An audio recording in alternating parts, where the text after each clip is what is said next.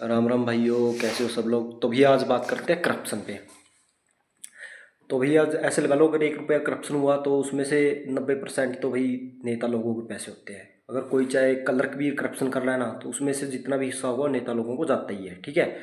अब बात करते हैं भाई, थोड़े कुछ मंथ पहले, 3-4 मंथ पहले, एक यहाँ पे पंजाब में एक ऑफिसर ने 200 करोड़ रुपये घोटाला कर दिया। क्योंकि मैं नाम नहीं ले सकता भाई, होता है कुछ केस वेस का चक्कर। तो भाई 200 करोड़ का उसने घोटाला कर दिया। तो मेरा नॉन उसकी गाड़ी चलाता है, उसका ड्राइवर है। तो वो मेरे पास शाम को आ गया, मैंने उसने मेरे को बताया भाई मैं जिसकी गाड़ी चलाता था उसने 200 करोड़ रुपये का घोटाला कर दिया।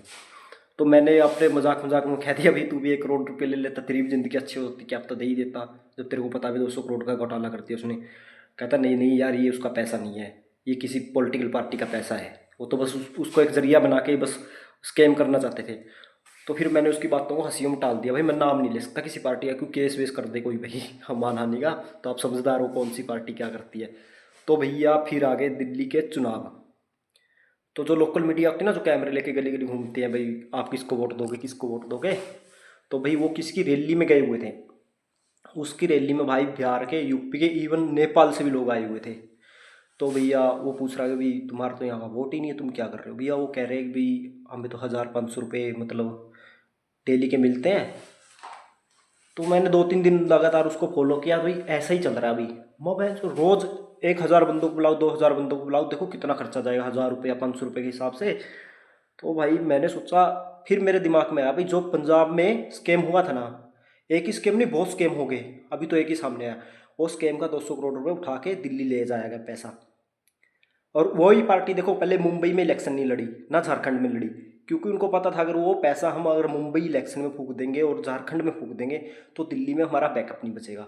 तो आप खुद समझदार हो कि कौन क्या कर रहा है। जो कहता है ना मैं पढ़ा लिखा बहुत हूँ, मैं ये कर दूंगा, मैं वो कर दूँ, भाई साहब वो सबसे बड़ा स्कैमर है, वो बड़ा सबसे करप्ट है। मैं तो सोच रहा हूँ कि भाई अभी तक इंडियन सेंट्रल गवर्नमेंट को और ईडी को कैसे नहीं पता स्कैम के बारे में।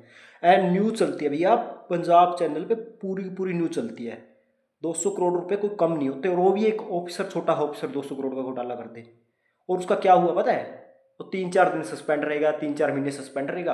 अगर वो लगा लो जलंधर उसकी ड्यूटी है, तो उसको उठा के अगर चंडीगढ़ में रख दोगे तो किसी को क्या पता उसका बैंक रिकॉर्ड क्या रहा है। तो भैया आप समझदार समझदार हो कि स्कैम कैसे होते हैं और किसके पैसे होते हैं। अगर कोई ऑफिसर स्कैम कर रहा है तो भैया पॉलिटिकल पार्टी उसके पीछे होती है।